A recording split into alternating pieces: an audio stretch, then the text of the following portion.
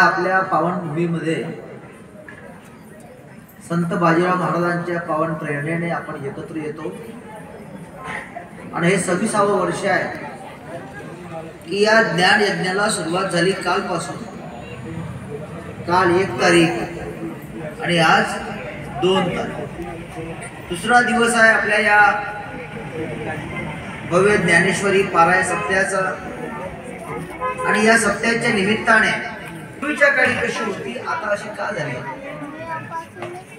आपला देश जर आपण विचार केला तर आपला देश आहे कृषीप्रधान देश, शेतकऱ्यांचा देश आहे।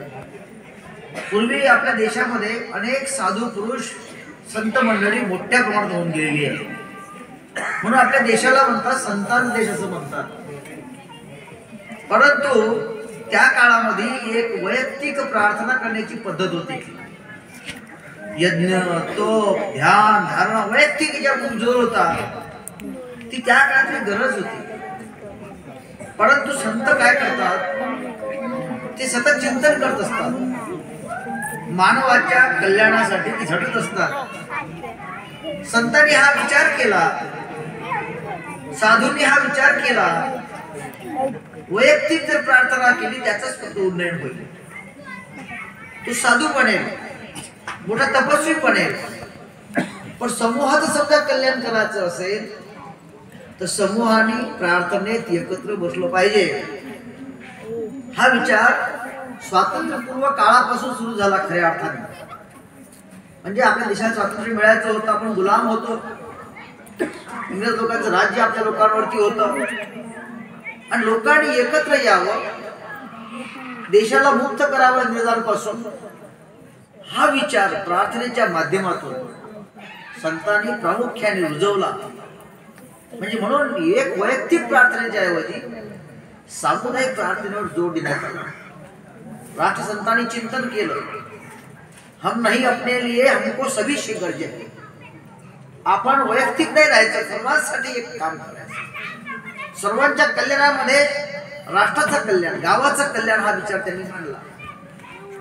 तेच होते काय की जेव्हा आपण सगळेजण एक प्रार्थनेला बसतो तर आपल्या पाठीमागे जेव्हा भव्य मठ तयार झालेला आहे हे त्या प्रार्थनेचं फलित आहे। ही सोपी गोष्ट नाही, ही वास्तू उभी आहे, ही लहान गोष्ट नाही आहे, ही फार मोठी क्रांती आहे, आध्यात्मिक क्रांती आहे। तुम्ही सर्वांनी केली आहे, सर्वांचे हात लाभलेले आहेत।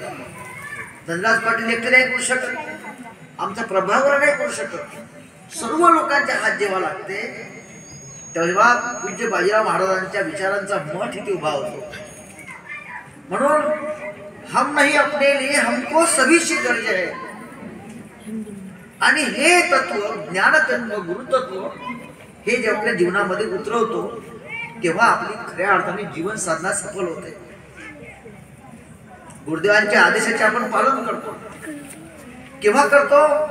आपल्या गावात स्वतः पूज्य बाजीराव बाबा अनेकदा आले, त्यांचा सहवास आपल्या सर्वांना भेटला, त्यातला मी एक सुद्धा आहे। आपण सगळ्यांना दीक्षा घेतली, मार्ग सांगितला की तुम्ही हे करत राहा, करत राहा। ते आज विलीन आहे, आपल्या या वातावरणात विलीन आहे, त्यांचा आशीर्वाद त्या दृष्टीने आपल्याला मिळतो आहे। म्हणून 1 तारीख आली, आंध्रातून भाऊ येतात, तेलंगणामधून बहिणी येतात, गावातले लोक एकत्र येतात आणि कार्यक्रमाला सुरुवात होते। ही खऱ्या अर्थाने सामुदायिक प्रार्थनेची फलश्रुती आहे, म्हणून सुरू आहे। अनेकांची इच्छा असून येऊ शकत नाही अशी वस्तू ती धनराज पाटील। एखाद्याला वाटलं का जातो पण नाही जाऊ शकत, गाडी बंद पडते, कोणत्या वेळेवर काम येते, इथं येण्यासाठी सुद्धा भाग्य लागते। लक्षात ठेवा, ही पावनभूमी यासाठी आहे। या ठिकाणी वंदनीय तुकडोजी महाराज मुक्कामाला होते, या ठिकाणी गीताचार्य तुकारामदादा मुक्कामाला होते, या ठिकाणी पूज्य बाजीराव महाराज मुक्कामाला होते। 3 संत मुक्कामाला असणारी ही भूमी आहे, पावन भूमी आहे। संतांना आणलं होतं, इथं थांबले होते, त्यांचा आशीर्वाद मिळालाय। तेच हे गाव आहे पेलोरा, म्हणून हे पेलोरा नव्हे, ही पंढरी आहे, ज्ञानाची पंढरी आहे। म्हणून महाराज लिहितात, वाङ्मयी सेवा सेवाची जाण, जेणे मानवी लागती जन, जन ती तुका जनार्दन, जाणून कार्य करावे। पारायण करता म्हणजे काय करता? संतांनी जे लेखन करून ठेवलं, ज्ञानदेवाने लिहून ठेवलं, नेवाशिवाय त्यांनी प्रवचन दिलं आणि त्या प्रवचनाच्या ज्या काही त्यांनी निरूपण केलं, तो 9000 ओव्यांचा ग्रंथांचं वाचन आपण करतो आणि त्या ग्रंथाचं वाचन करणं म्हणजे काय? ज्यांनी लेखन केलं आपण पारायण करतो, चिंतन करतो, आचरण करतो, याचंच नाव आहे वाङ्मयीन सेवा. अशी सेवा ही फार मोठी सेवा आहे. या सेवेमुळे आपल्याला दिशा मिळते. वाङ्मयीन सेवा सेवाची जाण जेणे मार्गी लागती जन. कारण जणती तुका जनार्दन. जनार्दन म्हणजे ईश्वर कुठे आहे? जनतेमध्ये आहे, लोकांमध्ये आहे. आणि याकरता अध्यात्म सांगितलंय. अध्यात्म म्हणजे आपल्या आत्म्याचा शोध, मी कोण आहे याचा अध्यात्माचं ज्ञान म्हणजे हे आहे. हे ज्ञान आपल्याला मिळावं, थोडंफार का होईना तेवढं आपण प्राप्त करावं, याच्याकरता हा कार्यक्रम आहे. अरे हो भले आदमी तू कहाँ जा रहा है, खुद को भुला और खुदा गा रहा है. तुमची अवस्था तशी आहे, तू स्वतःला विसरले, ईश्वराच्या नावात नामस्मरण करत आहे. अरे वो भले आदमी तू कहाँ जा रहा है, खुद को भुला और खुदा गा रहा है. मी झाडीपट्टीमध्ये 6 वर्ष राहिलो. आता चंद्रपूजेला पुन्हा परत बदलून आलो. झाडीपट्टीमध्ये मी एका बाईच्या मुखातून एक शब्द ऐकला. ती बाई म्हातारी होती. ती बाई एक गाणं म्हणत होती. त्याला झाडीपट्टीचे मरणाचे गाणे म्हणतात. लोक जितेचे गाणे म्हणतात, झाडीपट्टीत मरण्याचे गाणे आहेत. मरण्याचे गाणे म्हणजे कसं? माझ्या मरणाच्या येरा, माझ्या मरणाच्या येरा, माझ्या धनी म्हणजे माझ्या नवऱ्याला म्हणते, माझ्या धनी तू जागा सारव जा. माझ्या मरणाच्या येरा, माझ्या धनी तू जागा सारव जा. मला ज्यानं जन्म दिला त्या माय बापाले नक्की बोलव जा. हे आहे अध्यात्म. हे अध्यात्म. शेवटच्या काळातही आपल्या आईवडिलांची आठवण यावी, आपल्या पतीची आठवण यावी, इतकं अंतःकरण त्या विचाराशी जुळून जावं, याचं नाव आहे अध्यात्म. माझ्या मरणाची बातमी सांगू नको नदीवर. माझ्या त्यांना माहीत अडचणी, त्यांच्या घरच्या लोकांना खूप अडचणी, पण हा गेला बाबा, चांगल्या कामासाठी गेला. आणि या गुरुतत्वासाठी हम हो पुजारी तत्व के गुरुदेव के आदेश. आपण हे कशासाठी केलंय? गुरुदेवांचा आदेश होता, नकळत त्याने मार्ग लावला. करून तपाय, जाऊन तपाय मार्गाने. जसं बाप सांगते का पोर आले, अरे बैल वावरी घेऊन तर जा थोडच्या वेळ, बैल थोडं घेऊन तर जा, तर नको बंडी घेऊन, असे घेऊन जा. बाप मार्गी लावते. मग बाप पाहिजे त्यावेळी बंडी हा आणते वावरापर्यंत बरोबर, पहिलं आणते. याला हळूहळू मग नांगर शिकवते, वखर शिकवते, मग पेराचं शिकवते. झाला म्हणते आता पाठी, टोपी लावून देते. अशीच टोपी आपल्याला गुरुदेवांनी, बाजीराव महाराजांनी आपल्या डोक्यावर ठेवली आहे. त्यांनाच वाटलं तर प्रेम आहे म्हणून मला बोलावते. आणि म्हणून ही जी प्रार्थना आहे, ही प्रार्थना आपल्या उन्नयनासाठी, आपल्या हृदयाचं परिवर्तन व्हावं, चांगल्या मार्गी जावं म्हणून आहे. आणि म्हणून ही प्रार्थना लोकांची व्हावी, जनतेची व्हावी, सर्वांची व्हावी, त्यात आपण सुद्धा असावं, याकरता ही प्रार्थना आहे.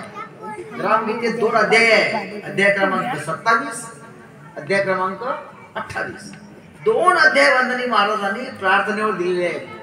प्रार्थना मी हे गावाचे धन समजतो. सोपा आहे, धन करून समजते. प्रार्थना जर केली तर एकत्र लोक येईल, मनाला एकत्र होईल, रागावर तुला नियंत्रण राहील, झगडे होणार नाही. झगडे झाले, प्रार्थना नसून झगडे असले. काही काही गावात एवढे खतरनाक आहे का रोज मारापिटी, रोज झगडे, रोज पोलीस स्टेशन. पोलीस स्टेशन गावाचं नाव पाहिल्यावर तो गावच्या बार रोज झगडे घालतात. तशी अवस्था आपल्या गावची नाही. याचं कारण संतांचा विचार हा महत्वाचा आहे. जेवढं होईल तेवढं का होईल ना, चुका होईल ना मागे पुढे, ठीक आहे. प्रार्थना कसं भजन मागे पुढे म्हणून पण त्याचं मन त्या दृष्टीने कार्यरत आहे, दिशा बरोबर सुरू आहे. बाजीराव महाराज पाठीमागे आपल्या सर्वांचे हा तसाच सोडाय त्यांनी. घाबरू नका, मी तुझ्या पाठीशी आहे, घाबरू नका, करत राहा, करत राहा. एक मार्ग दाखवला आहे, त्या मार्गाने उतरण्यासाठी त्यांनी ध्यान सांगितलं सकाळचं, सायंकाळची प्रार्थना सांगितली, रात्रीला कीर्तन सांगितलं, प्रवचन सांगितलं, निरूपण सांगितलं, पारायण सांगितलं, कितीतरी भक्ती तुम्हाला, भक्तीचे प्रकार तुम्हाला सांगितले. तुम्हाला जे जे योग्य वाटलं ते ते घ्या. ताटामध्ये भरपूर अन्न ठेवलेलं. आपली आई आपल्या अन्न ताटामध्ये अन्न देते, भात राहते, भाजी राहते, पोळी राहते, सगळ्या गोष्टी. तुम्हाला जे वाटलं ते घ्या आणि ते संपवा. मग हळूहळू संपवाचा मार्गावर जातो. असाच प्रकार आहे हा. संत तुम्हाला दिशा देते, तुम्हाला सगळं काही सांगते. ह्या पद्धतीने आरती असते, जयघोष असतात, अनेक प्रकारच्या पद्धतीने तुम्हाला सांगत असते. तुम्हाला काय घ्यायचं हे तुमच्या हाती आहे.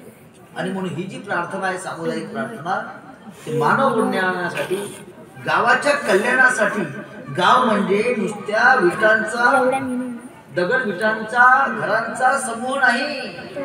गावाची व्याख्या आहे. गाव कशाला म्हणतात? घरांचा म्हणजे दगड विटाच्या घरांचा समूह नाही.